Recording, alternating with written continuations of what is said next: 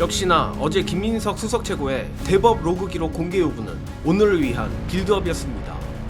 오늘 민주당이 공식적으로 조이대를 향해 국정조사, 특검은 물론 심지어 특별 내란 재판소까지 설치하겠다 선포했습니다. 김민석 민주당 수석 최고위원이 오늘 오전 국회에서 기자 간담회를 열고 조이대 대법원장을 향한 청문회, 국정조사, 특검 등이 필요하다. 사법부 대선 개입 저지 특위를 만들어 대법원 판결의 문제점을 알리는 국민 대토론회 등 종합적으로 대처할 것이라 밝혔습니다. 관련해 김민석 최고가 어제도 공개 요구한 바 있지만 특히 오늘 기자회견에서도 힘을 주어 말한 부분은 바로 7만 쪽에 달하는 이재명 후보 선거법 사건 전자문서 열람 기록입니다. 김민석 최고는 어제 페이스북에 내란 대법관 10명이 이틀 동안 재판 기록을 다 열람했는지 또 열람 소요 시간 및 모든 로그기로 공개 요청을 한 바 있고 오늘도 기자회견에서 인공지능보다 탁월한 속독력으로 대법관들이 6만 페이지를 독파했다는 것을 확인하고 싶은 것은 국민의 당연한 궁금증이라며 이에 대해 대법원장 포함 10명의 대법관에 대한 해명과 사퇴를 요구한 상태라 밝혔습니다. 참고로 이는 대법원으로서 이러나 저러나 죽을 수밖에 없는 최악의 외통수나 다름없는데 대법관들이 재판 기록을 열람한 기록이 없다면 헌법 27조를 정면으로 위반한 것이기에 빼박 탄핵 사유입니다. 또한 애초에 7만 페이지 가까운 문서를 그 짧은 기간에 스캔해서 전자문서화 시켰다는 것부터 정예능은 개구라라는데 10,000원 걸 수 있지만 대법관들이 잠도 안 자고 기록 검토만 해도 7만 페이지를 3일 만에 보는 건 불가능합니다. 따라서 만에 하나 일부 대법관들의 열람 로그가 있다 하더라도 길어야 한두 시간 열람이 아닐까 하며 저들이 어떤 답을 내놓더라도 헌법 27조 위반에서 대법원이 빠져나올 길은 사실상 없습니다. 그렇다면 결국 대법원은 재판 기록 열람 로그 요구에 묵묵부답하는 것 외에는 다른 방법이 없을 텐데 이는 자연스럽게 대법관 탄핵은 당연하거니와 김민석 최고가 오늘 선언한 조이대 청문회, 국정조사, 특검으로까지 이어지는 강력한 명분이 됩니다. 또한 10명의 대법관이나 되는 인간들이 명백히 선거에 개입하고 헌법을 무시한 것이 유력한 만큼 내란 세력에 점령당한 사법부를 대신할 내란 특별재판소 설치도 사실상 불가피한 수순이라 보입니다. 심지어 놀라운 건 이 내란 특별재판소가 헌법에 저촉되는 그 어떤 부분도 없다는 것입니다. 예컨대 헌법 제101조 3항 법관의 자격은 법률로 정하므로 특별판사가 누가 될지는 입법사항이며 저도 찾아보며 놀랐지만 헌법에 따르면 법원은 최고법원인 대법원과 각급 법원으로 조직된다라고만 규정하고 있을 뿐 3심제를 명시적으로 규정하고 있지 않습니다.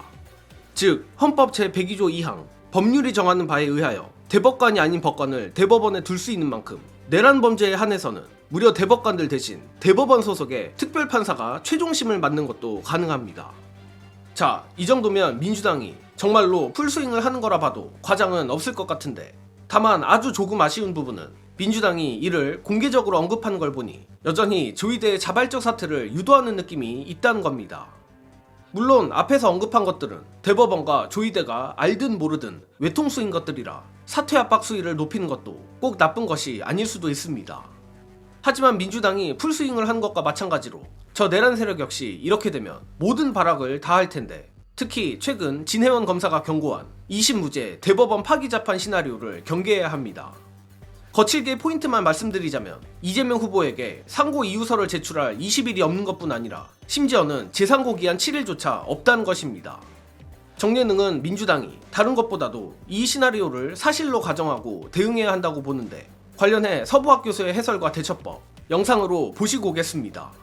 어제 또 하나의 이제 새로운 주장이라고 해야 될까요? 그 진해원 검사, 진해원 변호사가 주장한 건데 서울 고법에서 무죄가 나올 수도 있다. 최악이다. 최악이다. 네. 근데 그것도 좀 지금 상황에서는 전혀 설득력이 없다 이렇게 얘기할 수는 없습니다. 그 가능성도 그 개연성도 네. 있다. 네. 왜냐하면은 만약에 파기환송심에서 무죄를 선고하게 되면 네. 이재명 후보 측은 재상고할 수가 없어요. 무죄가 났기 때문에. 그렇죠. 예를 들어서 검찰이 재상고를 한다. 이러면 그 사건이 대법원으로 다시 넘어가는 되는 거죠. 그러면 예. 대법원이 그 판결을 깰 수가 있어요. 정말 최최악의 경우인데 여기까지 생각을 하고 있을까요? 조희대 대법원은? 모르겠습니다. 근데 그럴 가능성도 우리가 염두에 두고 대비를 하고 있어야 된다. 그래서 이제 저는 조희대 대법원장과 나머지 9명의 대법관을 탄핵시킬 준비를 하고 있다가 만에 하나 정말 이런 사태가 벌어지면 즉시 탄핵으로 들어가면서 직무집행을 정지시킬 수 있는 어떤 법률적인 대비책을 마련하고 있어야 된다. 예. 이게 막연히 예. 대법원이 무죄 판결을 파기 재판하는 건 있을 수가 없다. 지금까지 전례가 없다. 이건 정말 저는 좀 너무 아니하다. 결국 답은 하나입니다. 대법숙의 조희대 탄핵은 기본에다 나머지 9 내란 난쟁이들을 전부 탄핵시키는 것입니다.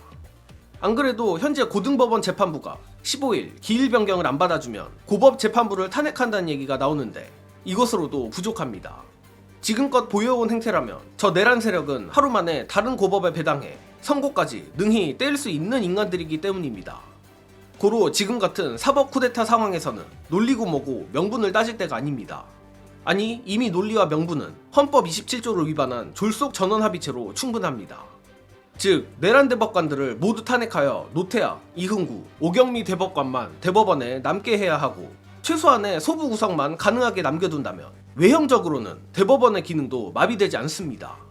만에 하나 노태학마저 난동을 부린다 해도 이흥구, 노경미 대법관이 숫자에서 우위이기 때문에 선고를 내리는 것은 불가능이나 다름없습니다. 따라서 마무리하자면 이미 답은 정해졌습니다. 일단 오늘 김민석 최고가 조희대만 겨냥해 말했지만 고법 재판부 및 대법관 10명 탄핵안 발의 및 보고 의결을 미리미리 준비해놔야 된다는 말입니다. 부디 민주당이 어설픈 풀스윙이 아니라 빈틈없고 잔혹하게 심지어는 교활하기까지 한 풀스윙을 보여주길 간절히 바랍니다. 이번 소식은 여기서 마치겠습니다. 시청해주신 여러분 감사합니다.